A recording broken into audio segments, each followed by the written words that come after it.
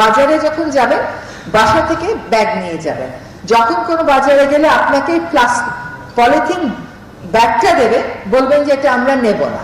একটা যদি বলি যে পলিথিন শপিং ব্যাগ নিয়েন না, তখন বলা হবে যে বিকল্প দেন।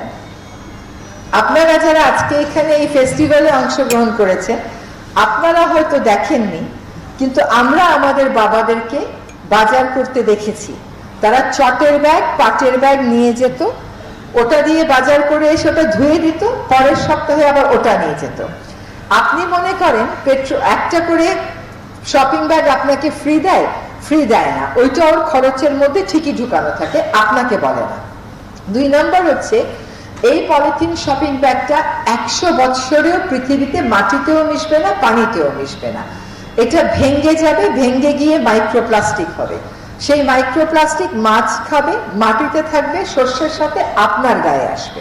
এখন মায়ের দুধে মাইক্রোপ্লাস্টিক, মায়ের প্লাসেন্টাতে মাইক্রোপ্লাস্টিক, রক্তে মাইক্রোপ্লাস্টিক, লবণে মাইক্রোপ্লাস্টিক, চিনিতে মাইক্রোপ্লাস্টিক, মানুষের মস্তিষ্কে মাইক্রোপ্লাস্টিক। অথচ বাংলাদেশের মানুষ বিকল্প নিয়ে তর্ক করে। এটা একটা অদ্ভুত তর্ক, কারণ বাংলাদেশে এই বিতর্ক প্রথম থেকেই ছিল। বাংলাদেশের মানুষ কোনোদিনও ফ্যান্সি ব্যাগ নিয়ে বাজার করতে যেত না। আপনার বাবা যদি পারতেন, দাদা যদি পারেন, তাহলে আপনি কেন পারবেন না? এটা হচ্ছে মডার্ন এবং গ্লসি শাইনি চকচকা জিনিস থেকে সরে আসার যে মানসিকতা, সেটা আমাদেরকে প্রস্তুত করতে হবে।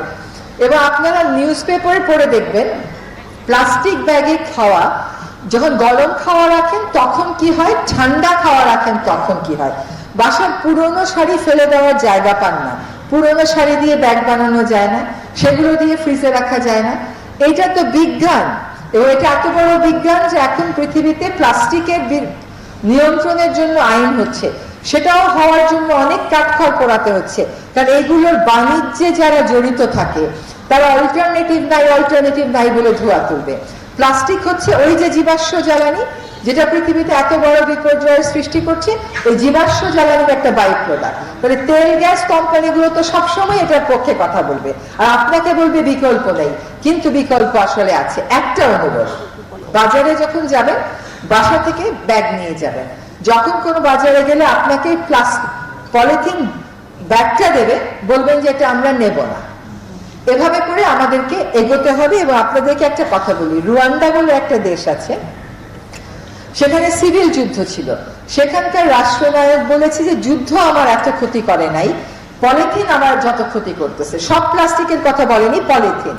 তার কারণ হচ্ছে যুদ্ধের ক্ষতি 20 বছর, 30 বছর, 40 বছরে যায়। একটা plastic shopping bag, polythene shopping bag 100 বছরেও পৃথিবী থেকে যাবে না। এবং এই পাতলাগুলো রিসাইকেল করাও আসলে সহজ কাজ না। সুতরাং আমরা যদি এটা বন্ধ করি, আমরা পাটে, ছালায়, কাগজে, কাপড়ে যেতে পারি। সেগুলো আমাদের নিজস্ব বিষয়, এবং আমরা পাটকে একটা বাজার প্রতিযোগিতার মধ্যে এনে দিতে পারবো।